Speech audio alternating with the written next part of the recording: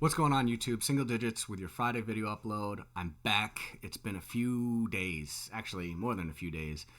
Um, Life has been pretty busy for me, and there's been a lot of stuff I've had to take care of, and I kind of flaked out a little bit. But I'm back. This past Tuesday, I streamed again with Thunder Muffin Music for our Project Zomboid episode 7. We're quickly approaching our final episode of 10. And there's some things there that you should check out because episode 10, we're leading up to do something big in episode 10. Or at least we hope so. So if you haven't checked that series out, go on my playlist. There's a Project Zomboid playlist with all the episodes. Yeah, like, comment, subscribe, all that good stuff. But today's video, I kind of wanted to talk about the UFC 287 Israel Adesanya versus Alex Pereira 2 rematch, and this spectacular result that you see behind you. I actually called the main event wrong. Much like the rest of the world, I thought Pereira was going to win. I thought that Izzy could beat him. I definitely did. But I was more woo-woo about it than the rest of the world. I thought just the way that Izzy lost to Pereira, I kind of felt like he was cursed almost. Like he would come inches from winning and then lose. One of Pereira's biggest strengths is his ability to come back after getting rocked or, losing a fight and then being able to push the gas in the last, the last round or whatever it is and then come back and get a win. So basically there's a lot at play here. So I wanted to go through it quickly. This was their fourth fight. And in the UFC, in mixed martial arts, they are 1-1. They have their first MMA fight in UFC, which Pereira won, and then they have this one in the rematch, where Izzy won. The other two victories come in the form of kickboxing, and I'm counting those separate. While they're both combat sports, kickboxing is different than mixed martial arts. There's no ground game, there's no submissions, there's none of that stuff. It's just standing, boxing, and kicking. So I count that separate. A lot of the haters are saying right now, yeah, Izzy won, but he's still 3-1. He's still down 2 fights to Pereira, which, whatever. I mean, say what you got to say. I consider them 1-1 right now because this is the sport I'm watching them in with different rule sets and all of that stuff. And if you are counting this, Izzy's win was more impressive because you can see Pereira from the background here. He is stone cold knocked out. Izzy got TKO'd. Technical knockout is different than a KO, a knockout, where the ref kind of steps in, stops it, waves it off, or they verbally tap out and say, okay, I've had enough. I don't want to get hit anymore. This was just a separation of consciousness. And it was so impressive. The other thing, too, is in some of my fight predictions, the last two, actually, this one and Usman versus Edwards 3, I called that one wrong for the main event. But this one, I called wrong, but man, it felt good to be wrong. I can't imagine how good it feels to be Israel Adesanya. So I was at a bachelor party for my best friend, and we were luckily able to stream and watch the video. Thank you, Matt. And I am by no means an expert at any of this. I'm a fan. I've been a long time fan. I wouldn't even say I'm a hardcore fan, but I'm not casual. So I'm somewhere in the middle. But I do follow it. I do follow the big names. I do follow the up-and-comers that, are starting to stand out. But, I'm not like I don't have like Excel spreadsheets on stuff. So, anyhow, this fight, I'm going to pat myself on the back because, making a fight prediction is one thing, but like calling action in a fight as it's happening or before it happens is a totally different one. And I'm able to do that sometimes, but not super consistently. But this fight, I was, to a T calling everything that was going on before it happens and, while it's happening. I have witnesses to back that up, so don't come at me. But yeah, so really quickly, Israel Adesanya knew that he had to do it earlier. Most of the time, his other losses, he was just getting to the winning, or just getting to the winning. He was just about to close out. He would rock Pereira, he would get him knocked down, he would, almost have him out, and then the bell would ring, the round would be over, and then next round comes, and Pereira, like I said, has such good recovery, such explosive knockout power with both hands, and he is able to recover and then come back and take the win away. So Izzy knew he had to do it sooner than that. He knew he had to get him early in the round or somewhere in the middle of the round. He could not wait to the end of the round to unload and find his target. So the one big drama in this was that Israel Adesanya, after the first round, knew that he had to make something happen, and it had to be a big risk for him, in my opinion. So I called that as it was happening. The first round, most cerebral fighters, super technical fighters, the first round, they never unload. They never unleash. They're, looking at footwork. They're figuring out their spacing and their distance. They throw a bunch of feints out to see, the reactions of their opponent, which way they're going to parry or slip or dodge punches.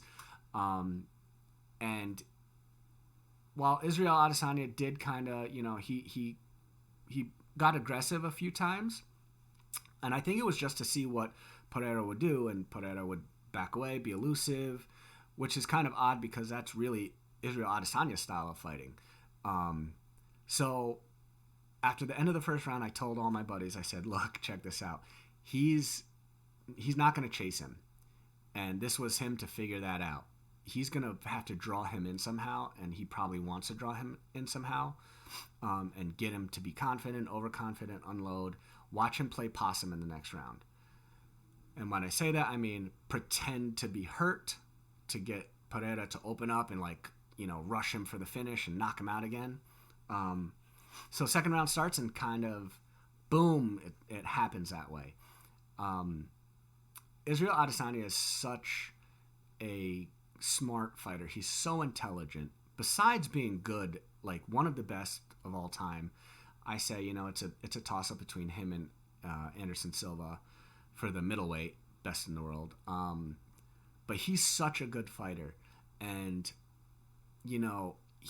one of the things I think that he did, he knew that Pereira was coming in with a bunch of confidence. He had 3 wins over him, 2 via knockout or TKO, and then the world around him was saying, oh, you're done. Pereira's got your number. You're never going to beat him. And I think the culmination of the world saying that, the fans saying that, Pereira believing that, it just hyped it up so much. I said in my prediction video, the one risk here is Pereira getting overconfident, and that's exactly what happened. So second round starts, they start doing the same thing, and then Izzy, starts to allow some shots to come in.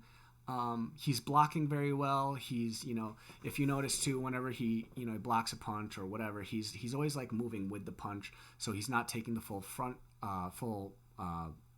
brunt force, whatever, of the punches. He's going with it. He's slipping with it, and then he does he puts his back to the cage, and he's like, oh, and everybody's like, oh, he's hurt. I think he's hurt. I was like, nope, this is his plan. This is how he's going to get Pereira to stop running away. I don't mean to say run away. To stop being elusive, and then he's going to get him to come in, commit, try and get him out of there because he's done it before. He's seen this place before, and that's exactly what happened. Pereira got, it was almost like casually opening up too, it seems if there was ever a way of looking yeah, this is what's gonna happen, I'm gonna knock you out again, it kind of looked just like that. And then it got a little sloppy where he's just loading up, throwing big wide looping punches. Izzy saw his opportunity, gave a straight 1-2 down the middle, rocked him, another big right overhand, and flatlines him. Super, super impressive. And there was so much desperation, I think. I don't want to say desperation, but there was so much for Izzy to win this fight back because everybody was saying, no, no, no, no, no. You can't beat him. You can't beat him. He's got your number. You'll never beat him. Give up. If he's in the middleweight division, you got to go somewhere else. That's got to be hard to hear. Everybody counting you out, especially when you know all three other fights. You were very, very close. You were right on the edge of winning. So I can't imagine how good this feels for him. And he played a big risk in, playing possum because while he was, taking those hits and pretending like he was more hurt than he was, I don't think that he was not hurt. I think that it did phase him a little bit, but that was the risk he was willing to play in order to give himself enough time to find that opening and to seal the deal, fire off those 3 arrows for the 3 victories that he has over him, smash the bow and arrow, whatever, make-believe bow and arrow that he's firing the arrows with, and throw it to the side and be done with it. Now, after this fight, he said he was, he might be meeting Pereira again down the line because they are 1-1. And generally when it's 1-1, there's a rubber match where they do the third fight to see who takes all, winner takes all, but he said at some point he's gonna meet back up with him. But he does not want an immediate rematch. He'll do whatever he has to do because Izzy's a gangster and he'll fight whoever, wherever. But he... and he said, I don't think it's like the thing right now. I closed this chapter. He says, I don't,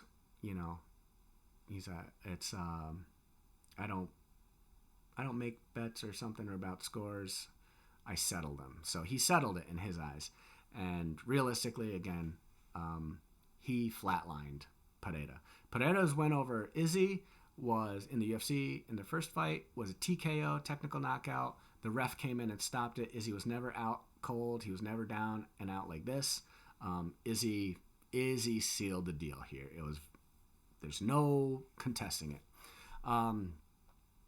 But the other thing too is Izzy said, Pereira's probably going to go up to 205 and cause problems there in the light heavyweight division, 205 pounds.